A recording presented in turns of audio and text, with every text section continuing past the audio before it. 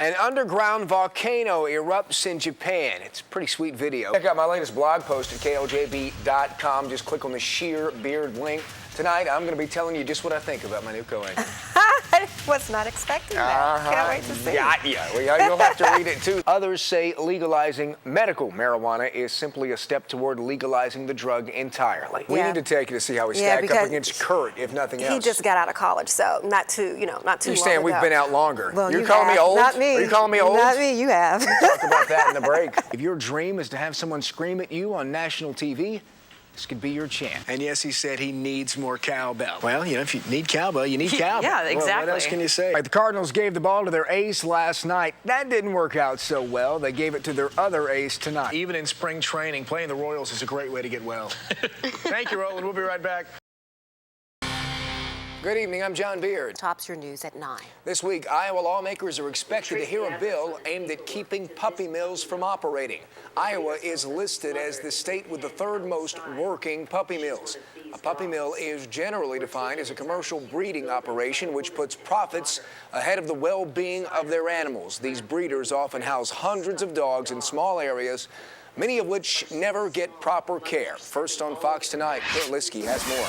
The proposed state inspections would be paid for by increasing fees on commercial breeders. I think we all look forward to the sunshine, Pat. Thank you. Harsh winter weather is taking its toll on the Midwest. We're going to begin our wrap of the damage in Kansas City, Kansas. At least 24 vehicles caught in a massive pileup on an overpass.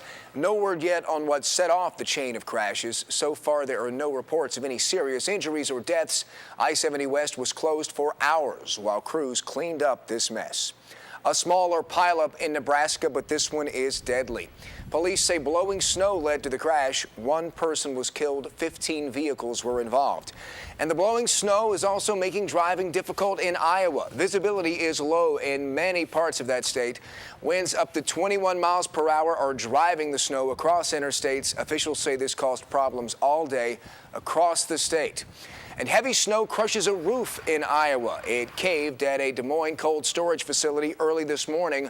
The collapse broke a water pipe, which ended up flooding the building. Luckily, no one was hurt. And can you imagine the mess?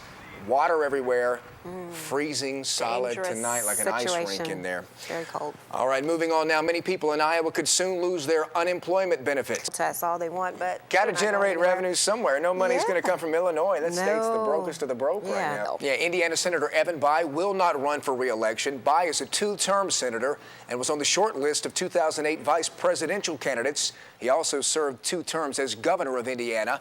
Bayh says he is more of an executive at heart. The Democrat also says he no longer enjoys serving in Congress.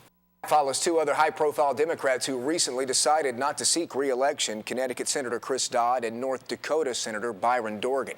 Overseas now, a collision in Belgium, a car bombing in Somalia, and a citrus scuffle in Italy. Fox's Shepard Smith takes you around the world in 80 seconds. What can I say? I'm old and over the hill. I never go out anymore.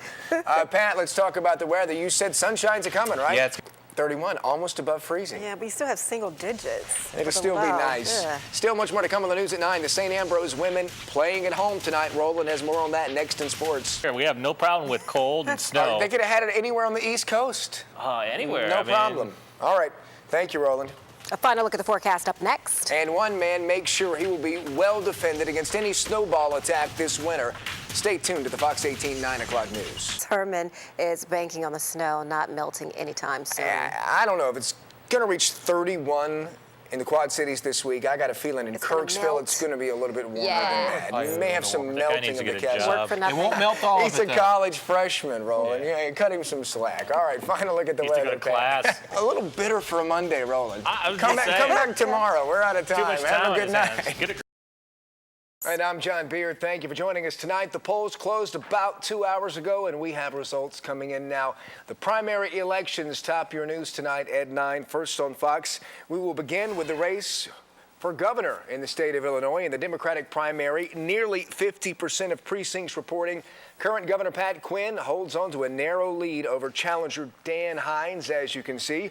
On the Republican side, several candidates, I believe 7 candidates we have in this race. And right now, looks like Kirk Dillard is the second to top vote getter with 19% of the vote. Again, 48% of precincts reporting. Andy McKenna is the top vote getter right now, 21% of the vote. Moving on now to the race for lieutenant governor in Illinois. Taking a look at the Democrats running, same, 48% of precincts reporting, and right now, Art Turner and Scott Cohen are your leaders, both at nearly 25% of the vote. To the Republican side now, again, almost 50% of precincts reporting, and Jason Plummer and Matt Murphy are the two top vote getters right now. To the race for Rock Island County Sheriff among the Democrats, Jeff Boyd is your top vote getter right now, again with 73% of precincts reporting. No Republican running, so the winner of this race will be the de facto winner. Today's primary marked the first time Illinois has enforced a new election law aimed at undervoting on statewide elections. Under the law, election equipment will not accept a ballot if a vote has not been cast in all statewide elections. Fox 18's Kurt Liskey has more on this new law. Silva's police arrest a man on sex assault and attempted murder charges. 53-year-old Joe Brown is in custody. It happened around 6:30 this morning at an apartment on the 1800 block of 10th Avenue A. Police say Brown was with a 20-year-old woman and her 4-year-old child. They are still investigating. Well, we told you last night about President Barack Obama's record budget proposal, $3.8 trillion for the next fiscal year. Still much more to come on your news at 9. Plus, will the recession hurt romance this Valentine's Day? The cost of love this year. Can you put a price on it? Can we ever put a price on it? That's coming up next on the Fox 18 9 o'clock news. On average, couples will spend just over $63 on each other. That's down from about $67 last year. Like previous years, men will spend nearly double the amount women spend for the holiday. Unfair. Don't feel too bad for the card, chocolate, and flower companies. Experts believe the holiday will bring in just over $14 billion this year. Overseas, flooding in Spain, fire in Russia, and a tough guy race in the UK. Fox's Trace Gallagher takes you around the world in 80 seconds. May not be set in stone. Oh, yeah? Yeah, well, other groundhogs in other states like Staten Island Chuck did not see his shadow today. Staten Island Isn't that a Chuck? nice name? Yeah.